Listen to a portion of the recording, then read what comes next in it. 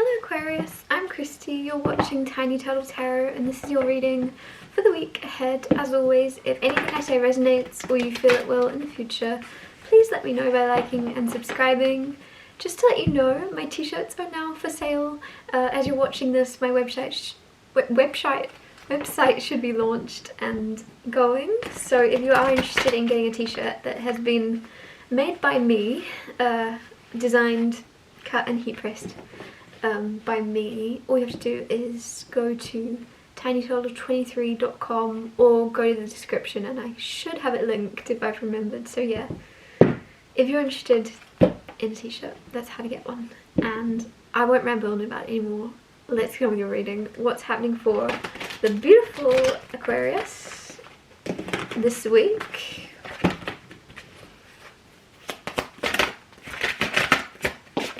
Firstly, you have the Wheel of Fortune, then you have the Three of Pentacles, it's quick. Then you have the High Priestess and the Five of Cups. So as always, I'll talk you through these cards first and then clarify and get more. But Wheel of Fortune is change, and it's positive change. So it's good karma, it's things evolving and shifting, and it's things doing a 180 in certain areas of your life that aren't going or moving in the direction you like. They're now turning around. So it's very, very positive. It feels lucky. The Wheel of Fortune is about luck, it's about good fortune, and it's just, I don't know why I just got spending spree come through. Maybe you're gonna go on a spending spree and you're like, I don't know how this is gonna happen, but I'm doing it, and you like something just luckily works out. I don't know, there's something about a spending spree.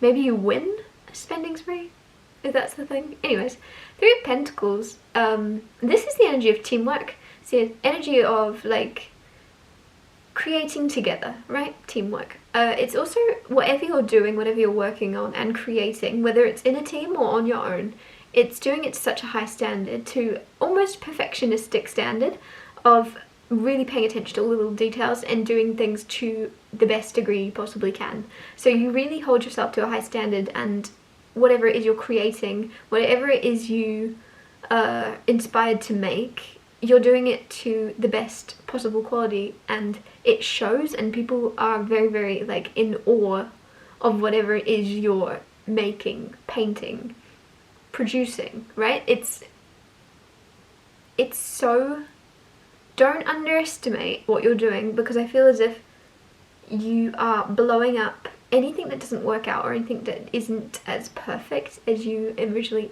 envisioned it to be is bigger to you than it is to everyone else, and nobody else is even going to notice it, to be honest. So if you are having to, like, I don't know, some of you, it could be like an exhibition or something.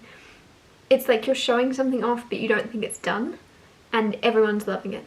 And I feel like they'd love it more than if you had got it to a perfect standard. They wouldn't have liked it. They wouldn't have. Like, it would have just been boring. It would have been robotic. It would have been AI. Do you know what I mean? There's something about the imperfections that only you could have created, as silly as that sounds, that make it you. That make it the reason people love it, is you can tell you've made it with your heart and soul. For those of you watching that have no idea what I'm talking about, hopefully you're going to be revealed to whatever it is you're about to embark on creating, if you don't already know. High Priestess. High Priestess is the energy of very psychic, very intuitive, knowing more than you speak, right? So there's something where I really get this feeling of you keeping your lips sealed about something that obviously you know about, but you don't want anybody to know that you know it. And it could be around someone in particular, it could be around something in particular, it could be a job, could be something along those lines that's not completely concrete and you don't want to share it or jinx it, or it could be you know something about someone else and you don't want to share it when it's not going to shift or change anything, it's not going to help. I feel like there's something where you're really trying to look at things and the bigger picture and the good and bad and love and fear, and you're trying to go, would me sharing this right now make everyone's life better, or would it just create more havoc? And there's like, what is there to gain from me sharing this information that I know? Nothing. But what can I create from, like, there's something where you almost have been like given a certain level of wisdom about something. It's been bestowed onto you and you're like, why? why have I been given this information? Because I don't know what to do with it. Like, there's something though, and you're gonna figure out what to do with it. But for now, you're keeping your lips sealed. 5 of Cups, there is something that's gonna be a bit disappointing. Something's gonna happen or has happened recently and you're already feeling that. I don't know until I clarify this, but I was gonna say, it almost seems like you're more disappointed on the outside than you are on the inside, which is a weird thing to say. It's almost like, you know, when people have like resting RBF, I should say, it's the opposite. You've got like resting disappointed face. So people, there's something that's happened and your face for some reason, it's almost like you're like, I'm disappointed but not surprised.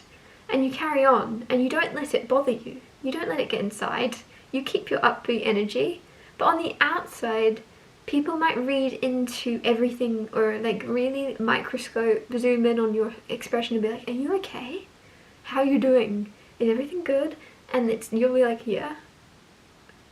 Why wouldn't it be? Like, there's something where you're like, yeah, I'm dandy. Like, I don't know how you're going to react, but I just know that you are feeling good this week. Even if something happens that disappoints you, you're more than capable of not letting it affect your mood because it's outside of your own control. Like, you're like, that's not ideal, but I'm not gonna let it upset me. Like, it's the energy. It's like, you're not, because the reason I say that is I'm just looking at this 5 of Cups and he's got his like face hidden, right, and his whole body, and you'd look at him and you'd be like, oh, just leave him be, he's obviously upset. But you can't actually see, he could be like that, like, just like, he's got sun in his eyes, he's got something in his eyes, where he's laughing under there, he spilt all his cups and he's just like, oh, that's embarrassing, just hide my face for a second. But it's not that deep. Like, other people are, oh, he's upset, and you're just, or she's upset, he's upset, and you're just like,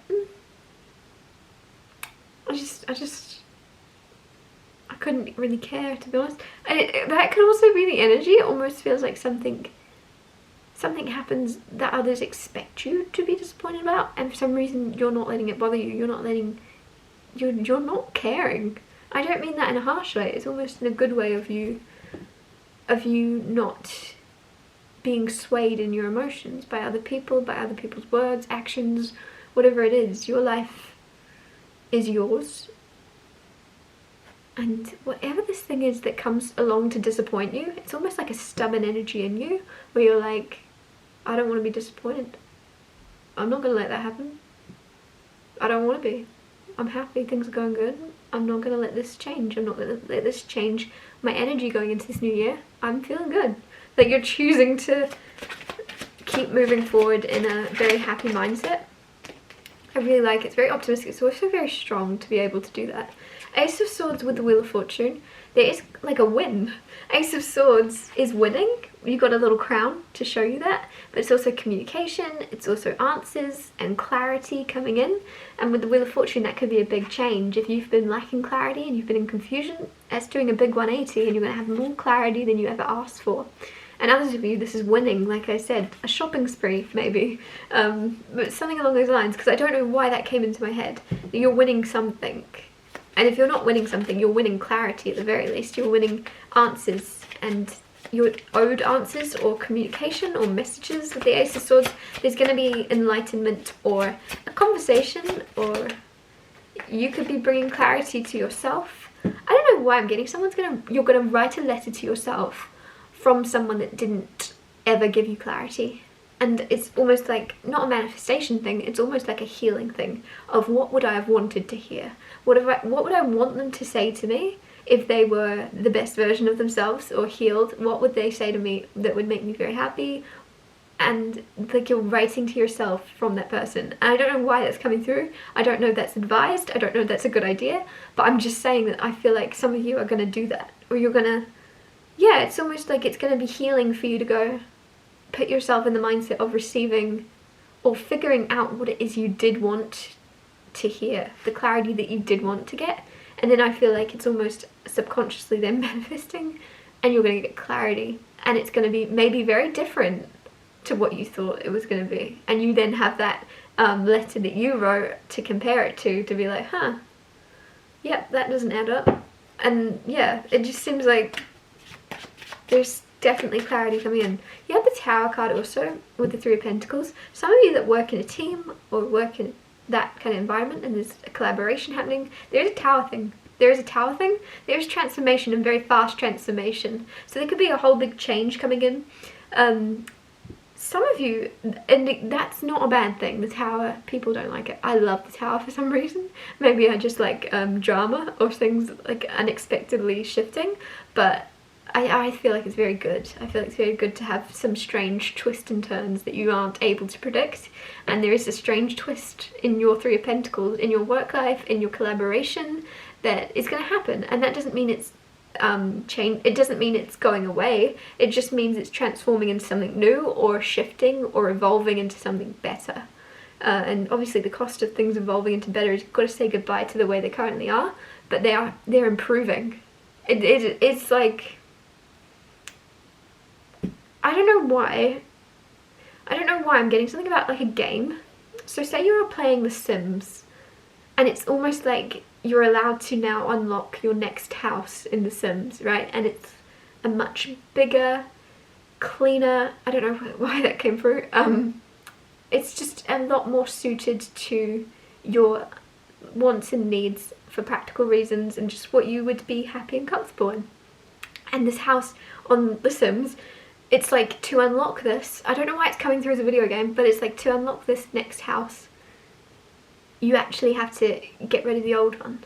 And you can't save the game, you can't keep that house. If you want this next upgrade, you gotta say goodbye. It's gotta go. And it's like the cost of the new one is you having to say goodbye. Which makes sense in real life, obviously, but it's coming through like that, like some of you could be very attached to the homes you're in, to the memories that are there, and maybe you didn't realize you were, and there's been a little bit of resistance to leave it, whether consciously or unconsciously. There's going to be a little bit of like, oh, and that could be maybe you've lost pets or family members or like experiences, and it's like you feel like they're attached to that home or something. I don't know what it is, but there's something where there's resistance to leave, but it's like the entrance fee to your next home or something. I think I got houses, I definitely got houses or something come through for your reading last week as well, so a lot of you are moving or something, but it's just as an example, like the whatever's coming in that's new, that's evolving, it means you have to leave what you currently are used to, but it's going to be worth it. Things aren't supposed to stay the same forever. Clarify the High Priestess. Temperance with the High Priestess, harmony, balance with the High Priestess. Some of you are like these wise, all-knowing beings. Or at least that's how people perceive you. They see you as very like wise. They go to you for advice or guidance. You're very, very calm, almost eerily calm, and I feel as if you're going to stay in this energy for a while. In 2025, I'm feeling like half of the year, maybe the whole year. Like there's this feeling around you of being so calm in any situation and so harmoniously like going with the flow, embracing change, embracing hectic chaos, whatever it may be that's happening in the world. You're so calm and like, I saw that coming. That's the energy, because the High Priestess obviously knows a lot. Just think of you just going, yeah, I knew that was going to happen. And you're so calm, even if everyone else is running around in circles, freaking out. You're like, there's this like smug calmness to you. But originally, the way I read it was almost eeriness. People might be a bit like, feel a bit eerie around you. Not that they'd realize it, not that they'd say that to you, but it's the best way I can word it, is people are a bit like freaked out or eerie, like because of your calmness.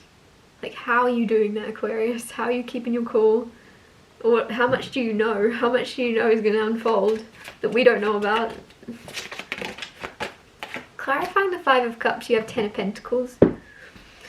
Ten of Pentacles is a house, again, I think that came through last week. I really feel as if there could be a disappointment when it comes to a house. There could be something you wanted to get, doesn't happen, falls through. And that might also be why I said like the price of something you want to get is letting go of another thing. It might not be the house you're currently living in, it might be a house that you've been wanting, right? And it falls through. And you've been like, oh, the price to get to the actual one you're meant to be in is a disappointment beforehand. Okay, that's that disappointment where people are gonna think, oh, you're disappointed, but you're actually calm. You're like, everything happens for a reason, something better's gonna come. There's something where nobody, honestly, the energy I get with this is people aren't believing you. You're like, oh, I'm not really bothered. And people don't believe it. That's the feeling I get. Something disappointing happens and you're like, I couldn't be less phased if I tried. And other people aren't. They're calling bullshit. They're like, no way. You must be upset about this. You really wanted this. And you're like, no, but I have a good feeling. I have a strange feeling that there's something better. And that's the price. Again, I feel like that's the case because I don't know why I was getting a Sims house come through, apart from maybe the fact that it's not actually the house you're in. It's you envisioning one, right? It's not a real thing for you yet. It's you seeing one you want, figuring out where you're going to put things. It's a simulation to you, right? And then for you to get the actual one that you're supposed to be in, your forever home, maybe, you're going to have to shed that. You're going to have to let go of that, or the idea of that, because there's going to be something better. And that's why if that happens, don't be disappointed. You know something more fitting, more better is coming. I'm going to wrap your reading up here. Thank you so much for watching. If anything I said resonated or you feel it will in the future, please let me know by liking and subscribing, and I'll see you next Tuesday for Tiny Talk Hero Tuesdays.